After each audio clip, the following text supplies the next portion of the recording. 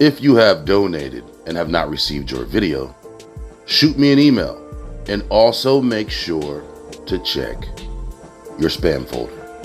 Shalom.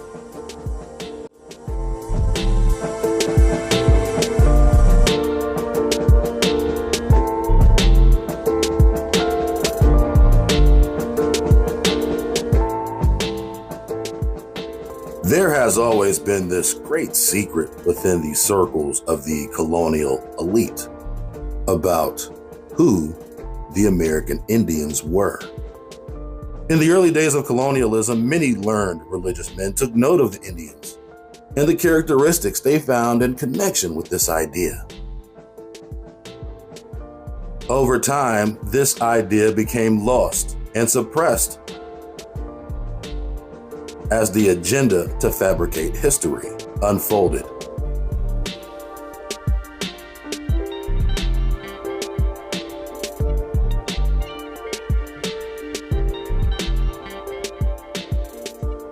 If the question is, how is America Egypt? Then the answer is Hebrews in America. If the answer is Hebrews in America, then the question is, who the fuck are these people? This video will be a culmination of things we have learned throughout this series, America is Egypt, combined with things we have learned from the smartest beast in the field. It is essential to have at least seen a few episodes of the smartest beast in the field in order to grasp the material in this video. First, to understand the context of America is Egypt, or even Hebrews in America, it's important to understand the historical context of such a statement on a basic level. What is a Hebrew? What is a Jew? What is an Israelite? These are not synonymous terms. All Hebrews are not Israelites, and all Israelites are not Jews. Quote, by the Levitical law, the people who had running issues or sores were deemed unclean and strictly ordered apart from the rest for fear of polluting them. For everything they touched became unclean. The Indians, as in a strict manner, observe the very same law. In terms of purity, these are very peculiar characteristics of the Indian that are undeniably parallel to the so-called Hebrews. I'm just in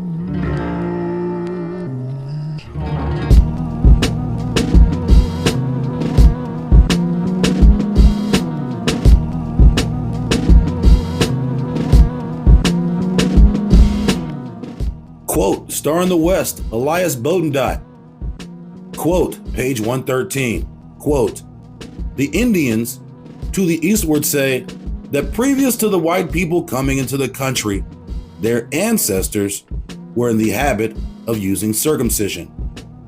But laterally, not being able to assign any reason for so strange a practice, their young people insisted on it being abolished. Mackenzie says the same of the Indians he saw on his route, even at this day. History page 34, speaking of the nations of the slave and dog rib Indians very far to the northwest, he says, whether circumcision be practiced among them, I cannot pretend to say, but the appearance of it was general amongst those I saw. It's crazy. So they was just walking around with their dick out? I mean, was they that butt naked, especially in the Northwest? You know, it's cold and damp up there, bro. Anyway, I'll be, all right. Continuing, Dr. Beatty says in his journal of a visit he paid to the Indians on the Ohio about 50 years ago, that an old Christian Indian informed him that an uncle of his, who died about the year 1728, related to him several customs and traditions of former times. Among others, that circumcision was practiced among the Indians long ago. But their young men, making a mock of it, brought it into disrepute. So it became disused. End quote. Star in the West. Quote, the storyline was further reinforced in 1650 when Thomas Thorogood substantially expanded the list of affinities by noting an American affinity for circumcision, as originally reported by Columbus. Along with Columbus's discovery of North America, he noted that many of the natives there were circumcised. The advanced civilizations of pre-Columbian America practiced circumcision, although the more primitive tribal people did not. Once again, this may reflect the loss of ritual in times of privatation. The Spanish conquistadors banned the practice as part of their systematic destruction of the indigenous cultures. It is now rare in South America, though more common in Latin North America. Quote, the Indians have customs consonant to the Mosaic law of uncleanness. They oblige their women in their lunar retreats to build small huts at as considerable distance from their dwelling houses as they imagine may be out of the enemy's reach. That Bishop was too rational to adopt the hypothesis embraced by Acosta and Torquemada that the devil had actually counterfeited the history, laws, rites, ceremonies, and customs of the Jews in the New World. But he believed that the Hebrews had colonized America. So here's what they were putting out. If the Indians were doing anything that resembled Hebrews or Jews, the devil actually came to them and made them counterfeit the stuff the real Jews were doing. This is the shit they were putting out now. This is official doctrine.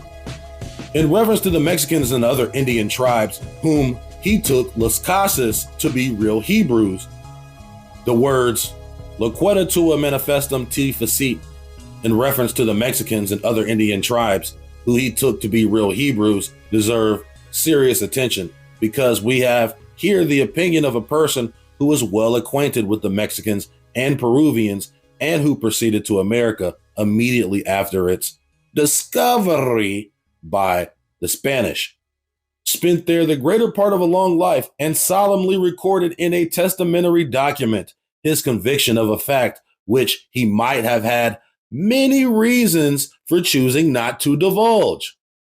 Las Casas goes so far as to say that the language of the island of Saint Domingo, aka the Dominican Republic in Haiti, Las Casas even goes so far as to say that the language of the island of Saint Domingo was corrupt Hebrew.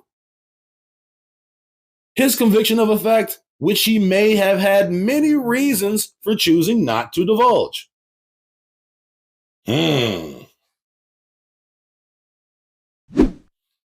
Oh, they wanted to clarify the controversy regarding who is responsible for building the mounds.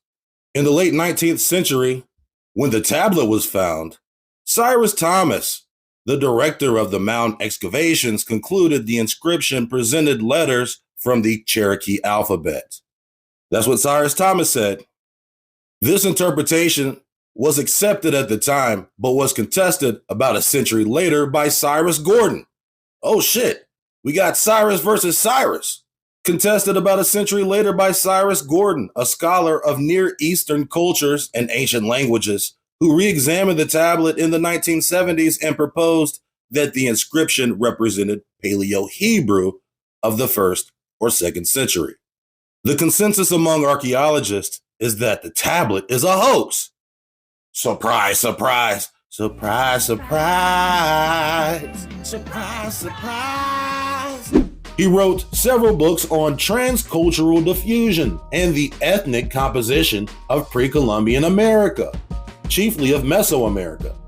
Based on analysis of archaeological pieces, both his own and others, von Wuthenau argued that the continent, contrary to mainstream theories, was ethnically heterogeneous and populated by people of Amerindian, Black, White, Middle Eastern, Asian, and mixed race appearance, and thus had been thoroughly contacted by outside groups prior to European colonization in the 15th century.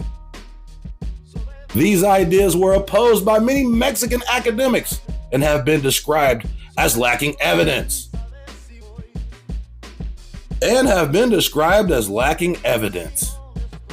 I wonder why Mexican academics oppose his works. This is not what they're supposed to look like. Who are these? Nah, bro. Nah, man. Mexico, you said? Nah. No.